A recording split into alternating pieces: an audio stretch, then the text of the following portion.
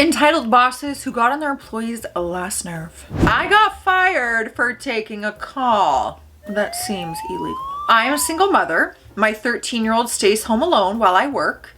My boss fired me because my kid called me and I took the call on my watch for less than a minute to make sure that everything was okay. Literally 1 minute was the time records on both phones showed.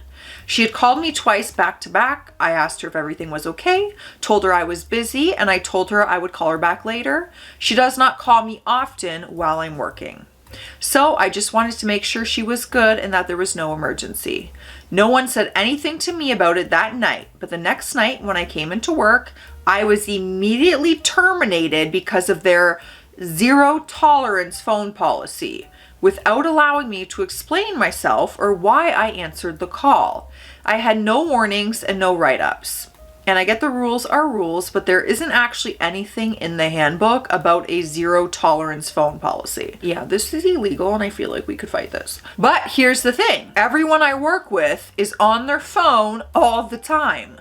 Texting in plain view, sharing funny videos with each other when it's slow. So how is this effing fair? I leave my phone in my locker because I have my watch for emergencies and in case I need to use it as a tool to look up my recipe. It wasn't even a phone, it was a watch.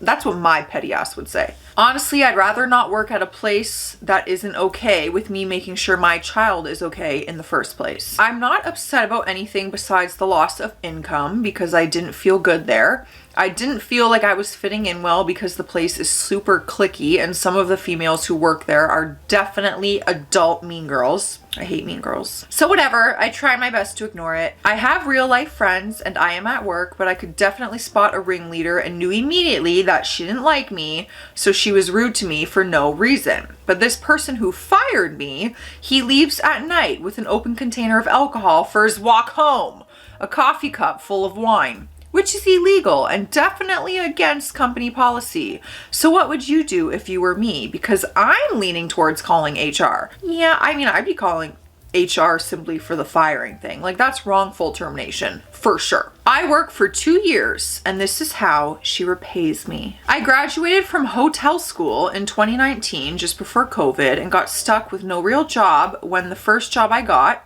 GM of a day spa, was shut down by the South African government in March of 2020. Oh, that sucks. I got the current job in August of 2020 and I've been there ever since.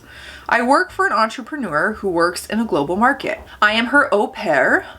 I always say that weird, au pair, for her 2 teen girls, and I take care of them while she and her husband are overseas. I also write educational/training materials for the hospitality and tourism industries. However, my name is not on any of the materials and my boss's clients do not know I exist. Not all of them anyway. As far as 90% of them know, she does all the work herself. The ones who do know about me were informed that all I do is copy and paste content from one source into the master files and clean up the formatting. I have written entire courses, so that is rubbish. I have been on leave once this year in March after being deathly sick and still working for 3 weeks because our project would not have been done on time. As it was, we still had to scramble to finish it. Imagine if I hadn't worked. While on leave, I went to family in JHB for a week during school holidays so that the kids were home and my boss wouldn't have to do my au pair duties. I still had to work during my leave, I just worked remotely. When I returned to the workplace, she had a list of things that she had to do because I wasn't there. All of these things I could have done from JHB if she just had asked. I am on leave in JHB again this week. Once again during school holidays and after making sure I did all of my work and I have my laptop here in case she needs me. Last night, her oldest child notified me that this biatch is furious because I supposedly didn't do the work and did a bad job. Keep in mind the overtime I worked last week. I had a list of things to do and I ticked every single one of them off before I went on leave. If anything was not done, it was because she didn't ask me or she asked a long time ago and I forgot. Either way, there is no excuse for the things that she was saying about me. She says that I sent snappy messages the other day. I did. because she was complaining about our client asking her to, at the last minute, develop assessments for the course that we are writing. I said simply that I don't need bad news right now. I was dealing with family stuff, and that we can discuss it when I return.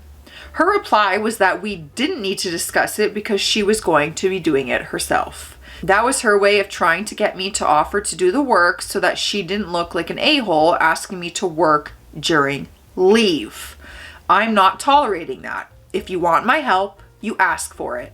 I have the laptop here. She could have sent a message saying, hey, please help me to wrap up these things because you didn't do them. But no, she would rather be a biatch and moan about me, and now I need to deal with her on Wednesday when she returns from her holiday. I'm effing tired of it. I don't know what to do besides make a list of all the unfair things that have happened to me in the 2 years and that's my chair.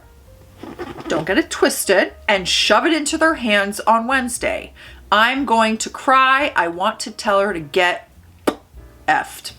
I don't know how to handle this. I'm studying my FGASA and I have 3 years of on and off internships in 5 hotels, but I can't get anyone to hire me because I graduated after COVID and couldn't get the experience they all ask for. Even housekeepers need 2 or 3 years experience. Can I just say, that's the worst when you're starting out and they're like, you need this much experience. And it's like, how do I get experience if no one will hire me without experience? Next up, in that case, you'll work both jobs. So this happened about 3 or 4 years ago now, and it's still making me cautious of every job and or contract I sign. Prologue. At the age of 14, little me decided it was time to go and find a job. I realize now that online searching does not work well. It so happened that a dude from my basketball team had a mom who co-owned a restaurant. By this time, I was 15 already. It took nearly a year to find this job. I decided to take this opportunity as they were looking for dishwashers. In my country, you can only get hired from the age of 15 and on, and you'll be paid a minimum wage, which at the time was about 342 euros. For me, that was a lot since I now had an income, but I now realize that anyone working at the age of 15 here with minimum wage is heavily underpaid for the job they do.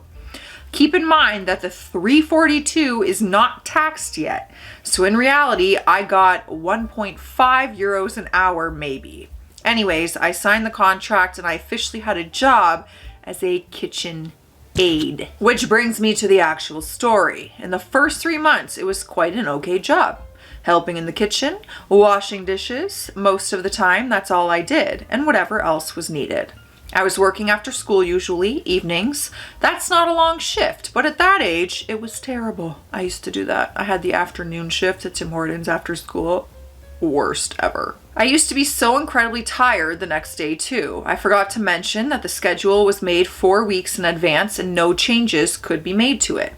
After about 8 months, I was just done. I didn't want to go anymore, but the contract had to be finished. So I went on for 4 more months. Always worked my schedule and was never sick. Never even had a break either. I read later that this is required by law. Yeah. You poor thing, you were too young, you didn't know that. To have a 30-minute break for 15-year-olds when your shift is longer than 4 hours. So they were in fact illegally scheduling me. Isn't that like a bylaw everywhere though? I hope so, not just for the age of 15. After the 1-year contract was up, I got a new schedule in my mailbox from, yep, you guessed it, the restaurant. And guess who was scheduled to work for the coming weeks too? Yep, it's me. This portion happened in the first COVID year, by the way, and is around May to June of 2020, where all restaurants were closed off and everything was down. I did not work for 3 months, April, May, and June. Officially, my contract ended somewhere around the 5th of June. At the time, I didn't work. I decided to find a second job since my dishwasher job was nearly ending. I got a new job for the holidays with long-ass hours. In July, I got the new schedule for the restaurant, and it included me for about 4 days a week for 4 more weeks. I notified the manager that my contract ended some time ago, and he told me they extended it automatically. Nowhere to be seen in the contract, but fine, I'll work the hours. So for 4 weeks, I worked 2 jobs, 6 days a week for over 12 hours a day, mornings. You should have just frickin' said no. Starting 7 until night, sometimes until 1 the next day. I did not get much sleep and hated the manager and everybody for it. Guess what I made in total during the entire summer holidays? Just a little over 1,300 euros for labor that is still exhaustive even at this age. Please note, I'm currently very sleep deprived, but happier. I now read contracts extensively and ask more questions about the contract before signing it. Probably for the best. However, if that wasn't in the contract, you could have just said, no, my contract, it ended. And nowhere in that does it say you can automatically renew it. Sorry. But hey, lesson learned. Next up, my boss hired someone to refuse full-time to a good employee. That seems really petty. In short, my boss didn't consult me at all on hiring a new person for my department. I'm the supervisor of my department, and as such, I'm in charge of scheduling and staffing. I do not have the hours he has promised me, this mystery worker who I haven't met yet, or even know their name. He's now refusing to acknowledge my pre-existing full-timer and won't let me give her full-time hours. I'm trying to explain this as unbiased as I, female 25, can, but for reference, the girl in this story, May, female 23, is my younger sister, but she is in fact my best worker. Her only issues are she doesn't have a license and she can't work past 8:30 p.m. because of some neurological issues. I say departments like it's something impressive, but my boss is the manager of a gas station and I'm the supervisor of a chain pizza restaurant located in the gas station. I've worked there for 6.5 years and I've been the supervisor for just over 2 years now.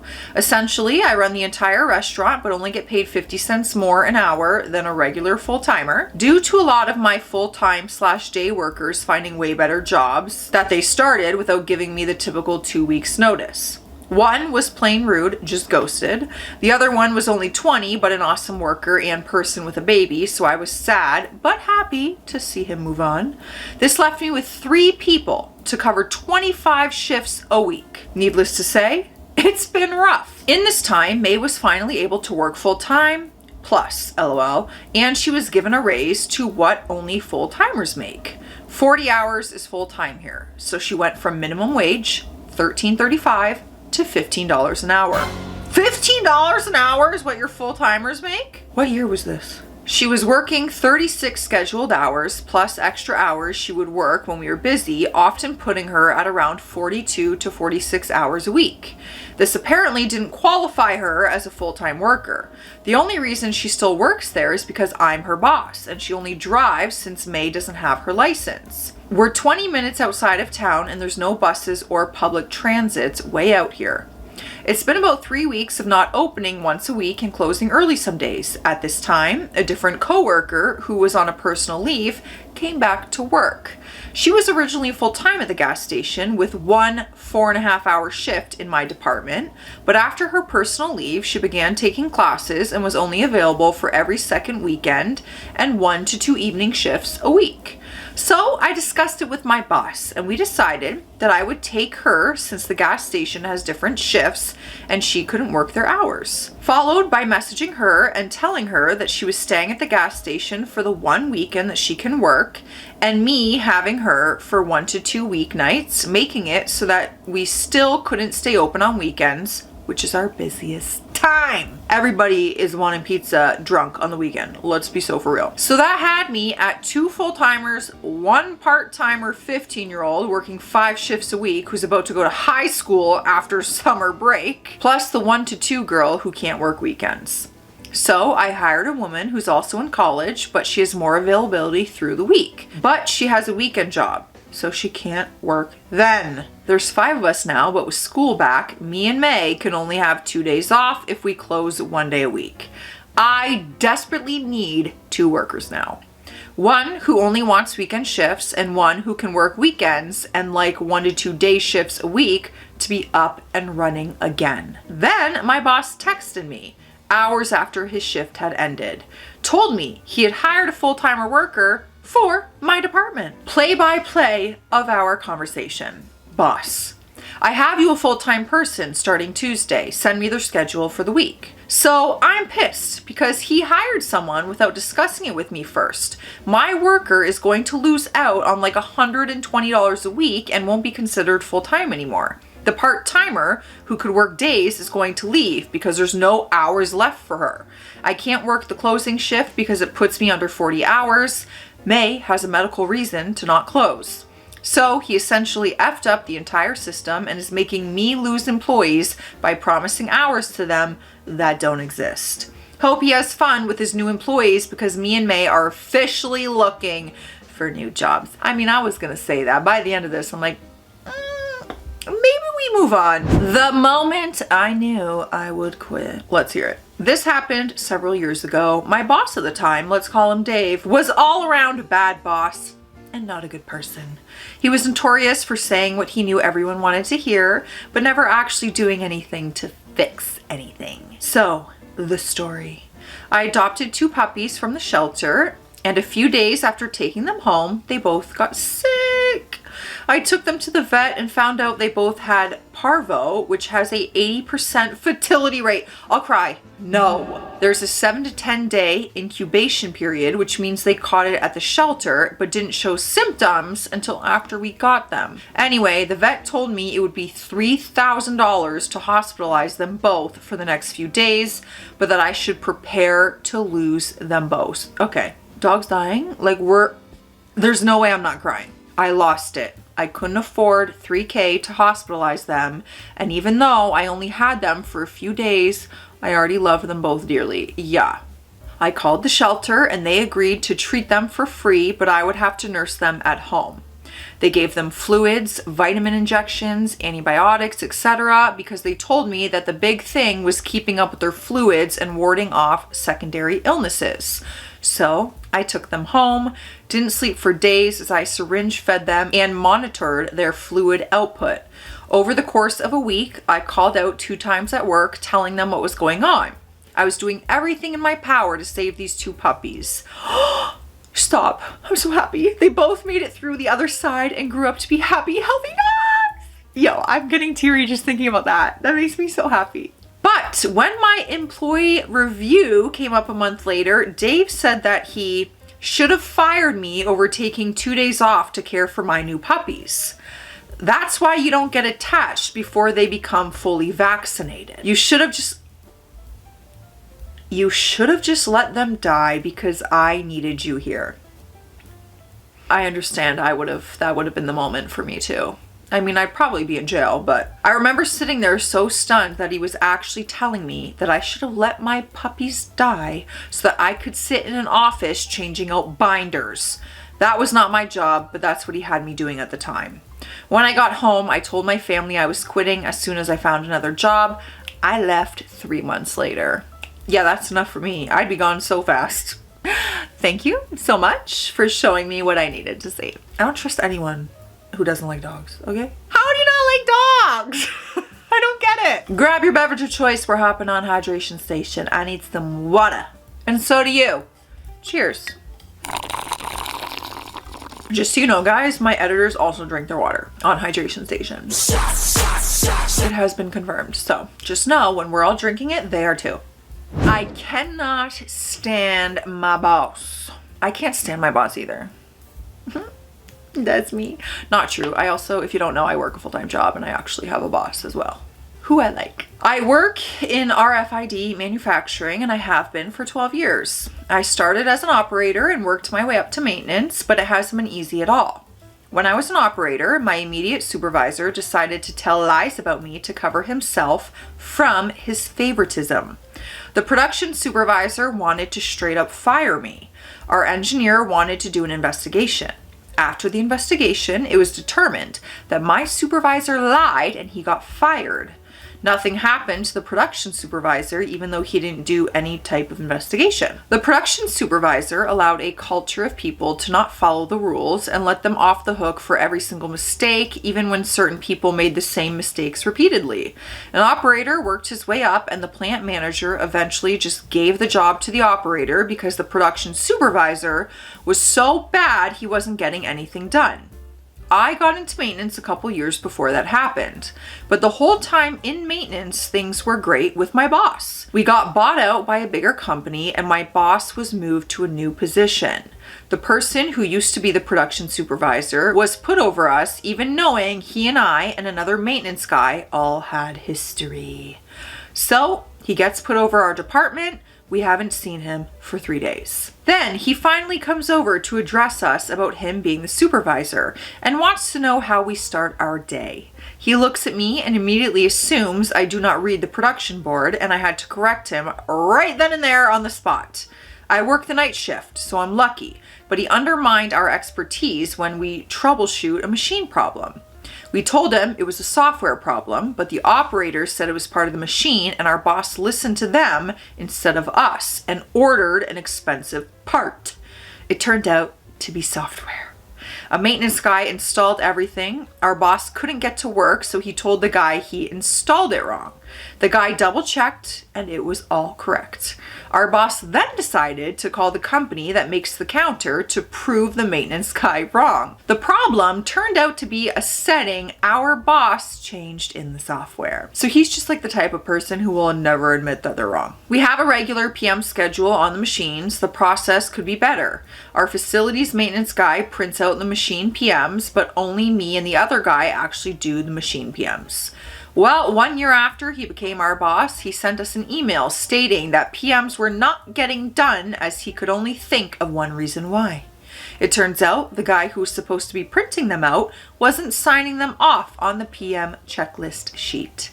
I went into work one day and my boss comes up to me and tells me to disregard the email because he just found out about the PM process. 1 full year later. I got tasked with doing a facility maintenance project, but I also have training coming up soon. I have to change my schedule over to be included in the training, but I was told I had to get that project done before the training. Yet the facility maintenance guy will not be going through the training because he does not work on the machines, only things to do with the facility. I got pulled into the office because I was so frustrated about it. Some operators decided to tell their boss, and out made its way to my boss. I explained to my boss that it felt like he was making me do work that isn't in my normal scope of duties, and that it would be appreciated if he communicated that the facility maintenance guy was busy and asked me to do the job. He said he would not communicate that to me, but that I need to make sure I do as he delegates, regardless of what I think. A lot of people can relate to having a boss. Maybe you don't mesh well, maybe they're just not great. I've had a few in my day, actually. Am I overreacting because I hate her, or is this just written like a bitch? I hate the air she breathes, but it speaks unkindly to the peasants below her, right? I'll let you know. Read in very big letters. Everyone is to have their cups in the crew room with your name on the lid. Everyone is responsible for cleaning up after themselves, no exceptions. This includes crew room and dumpster area when you eat. Throw your trash away. Get caught and it's a write-up. We will check cameras. Your parents aren't here to clean for you. Oh, yeah, like unnecessarily rude. You know, you could just write a nice like, please clean up after yourself. Thanks, really appreciate it. Could have taken that approach. Your reaction is approved. Next up, I'm one rude comment away from walking out. I will hold the door for you. Walk, baby. So long story short, I've been at a job for roughly about 6 years, give or take. Now don't get me wrong, I like the job itself, but if the owner of the business, or better yet, her granddaughter died, it would make my week. Ooh. You see, I work at a small family business in which I am not part of the family, and I have been trapped there for this whole time because I literally had no options of similar jobs in the field I work in that aren't an hour away.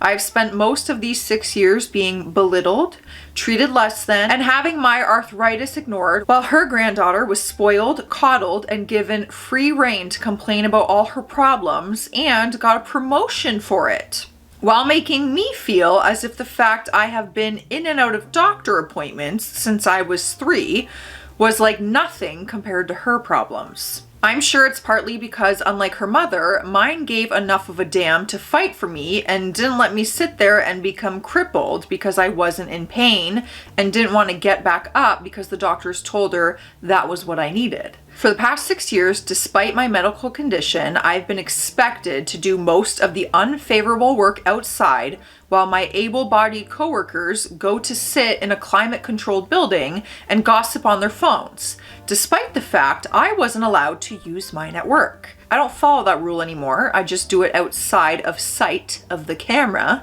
because I dare them to fire the best and most loyal coworker. Granted, until I stopped my medication for a year and a half. I was doing well, but that doesn't change the fact they didn't have any reason keeping them inside when it was 90 Fahrenheit and 30 Fahrenheit while I had to sit outside. I've been yelled at, belittled, screamed at, and treated like you don't understand what depression is like because you don't get effing wasted on a Tuesday to solve your problems. Like, no, you're right, you golden spoon-fed brat, because guess what? I am on effing medication that ruins my liver already. Oh, well, that's sad. I self-harm and keep my problems to myself because none of your effing self-righteous C-words care unless I decide not to come in to work or it makes you look bad and because I would get fired for speaking out. Okay, maybe this job is just not good for your mental health. Like, I get there's jobs that are an hour away, but the commute is worth it, you know, for your mental health. Her behavior, and the owner to a lesser extent, has pushed me to self-harm so many times. I have tried to address her behavior to the manager, and I genuinely believe he has tried, but then also turns around and claims, oh, it is a you problem. Anyways, she quit. But now she's back because her boyfriend got mad at his daddy who bought him a house and intended for him to inherit his trucking business because his daddy wants him to toughen up. I assume because her infanticized little princess of a boyfriend doesn't realize, as a general rule of thumb, in my experience having relatives that are truckers, that truckers do not give a single poo about how effing sensitive their boss is when their paychecks get messed up or the management fails them. If he plans to run a trucking company with the sensitivity of a toddler, he is going to get eaten alive. I don't know, I'm just sensing a lot of negative energy from you. I don't know what to feel. It has been 6 years of some form of this belittlement BS and of being told how crappy of an employee I am until they need something from me. I am done. The first comment that spoiled biatch makes will be when I put my 2-second notice and they can just figure it out. I don't care anymore. I thankfully have a supportive family and friends that have been trying to convince me for years to quit. So if I genuinely needed anything while I'm in between jobs, I know I won't be left out to hang. I don't want to, but I am tired of not wanting to break down in tears. I'm tired of wanting to off myself so I don't have to go to work. No job should ever make you feel that way. Like, take the commute, brother. Take the hour drive. I am effing tired of all this and I am done. The manager knows how I feel about his niece, the boss of his mother, and he gave me some BS that she will have limited hours, but I know that this is a lie, and if he wants her back so badly, then he can find a new best employee to rely on. I don't know how to feel, guys. There was just a lot of anger, and he could be telling the truth. They might not treat him very well. And I just feel like you gotta take control of what you can control. You can't control them, but you can control working at that job. Let's look for another job. Let's take the commute. It's not worth wanting to end your life because of having to go there every day in this awful situation. It's not worth it. I'll see you in the comment section. Stay classy out there.